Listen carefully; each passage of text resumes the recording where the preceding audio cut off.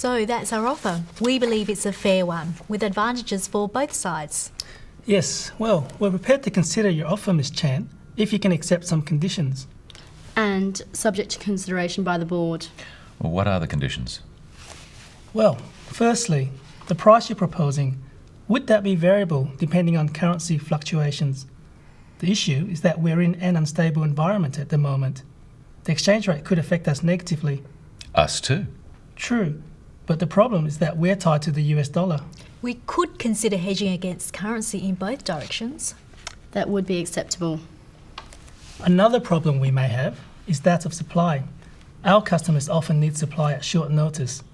If we do get large orders, we need to guarantee delivery, so we need to stockpile. The difficulty there is the capital outlay. How would you feel about a partial offset against our sales? You mean a loan? I suppose so. Would you be agreeable to a deferred payment? We can provide security, of course. I think that would be acceptable. Unfortunately, I would need to get board approval for it. Of course. Then I think we might have a deal. In principle. Time to celebrate.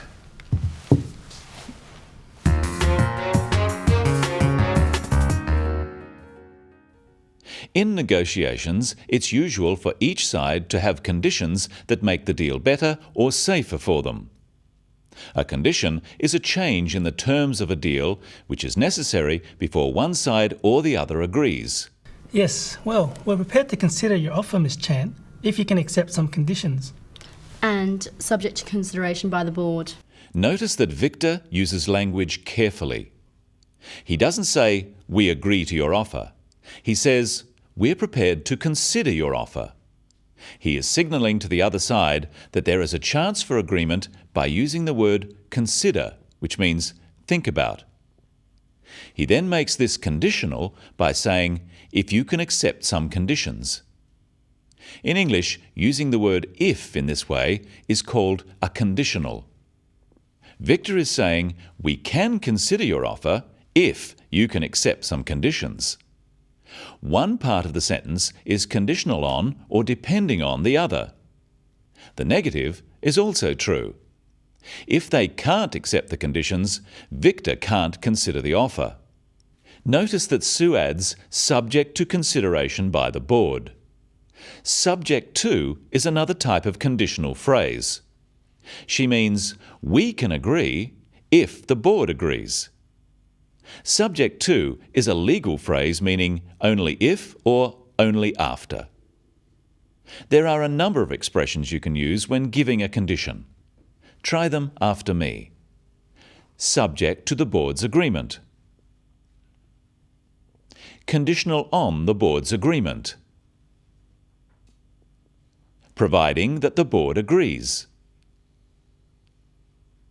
As long as the board agrees. On condition that the board agrees. Let's look now at Victor's first condition. Well, firstly, the price you're proposing, would that be variable depending on currency fluctuations? The issue is that we're in an unstable environment at the moment. The exchange rate could affect us negatively. When Victor is talking about conditions, he is exploring various scenarios or things that could happen. Notice that he explains what the problem is. He says, the issue is that we're in an unstable environment. The issue means the problem or the thing that needs discussing. Practice with Victor some ways of introducing a problem. The issue is the exchange rate. The problem is the exchange rate. The difficulty we have is with the exchange rate. One thing that could happen is that the exchange rate, the amount of money you can exchange in one currency for another, may change. Notice that Victor uses the words would and could. Would is like a conditional. One thing might result in another thing happening. The exchange rate might change. Victor is talking about the price for their product. He asks, would that be variable depending on currency fluctuations?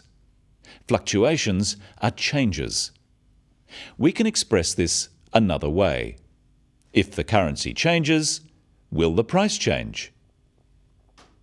Could is used to express a possibility, something that might happen. Victor says the exchange rate could affect us negatively. Notice that you can say something will affect you negatively, it will have a negative or bad effect, or positively, it will have a positive or good effect.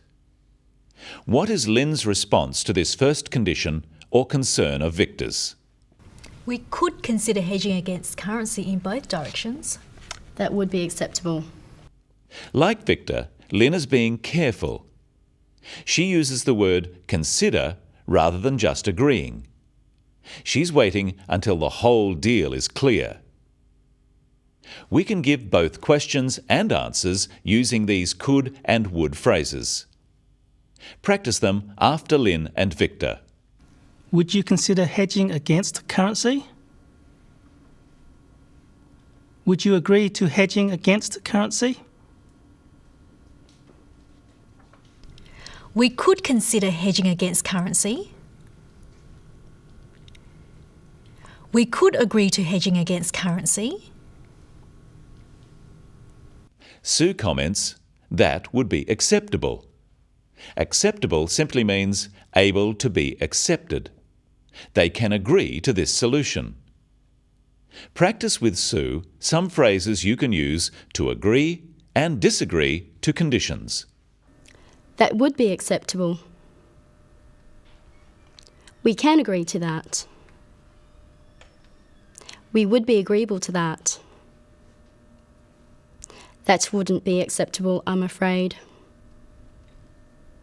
I'm afraid we can't agree to that. We wouldn't be agreeable to that.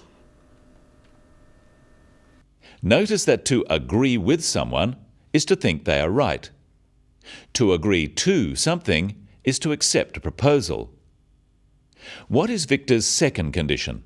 Let's see.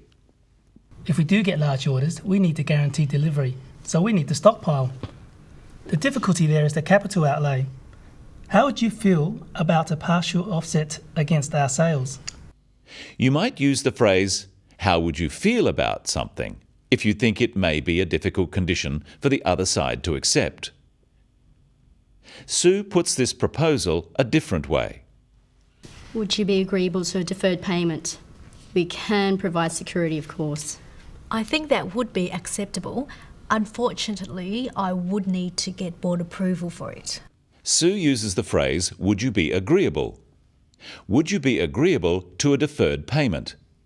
A deferred payment is when you pay later for something you buy.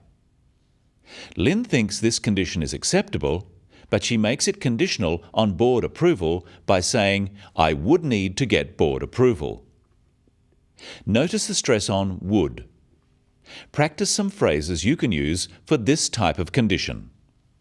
That would have to have board approval. The board would need to approve that. That would be subject to board approval. Sometimes conditions depend on other conditions. One side might say, we agree to your condition if. So it's very important when negotiating to listen for words that signal a condition. Words like if, could, would, provided or providing, as long as, and subject to. And words that might signal a problem, such as problem, unfortunately, and however. Notice that even at the end, they are being careful about what they say. Then I think we might have a deal. In principle, Lynn agrees in principle. This means they have agreed on terms among themselves, but as she needs board approval, she can't authorise the agreement right now. And right now, we've reached the end of today's program. See you next time on the Business of English.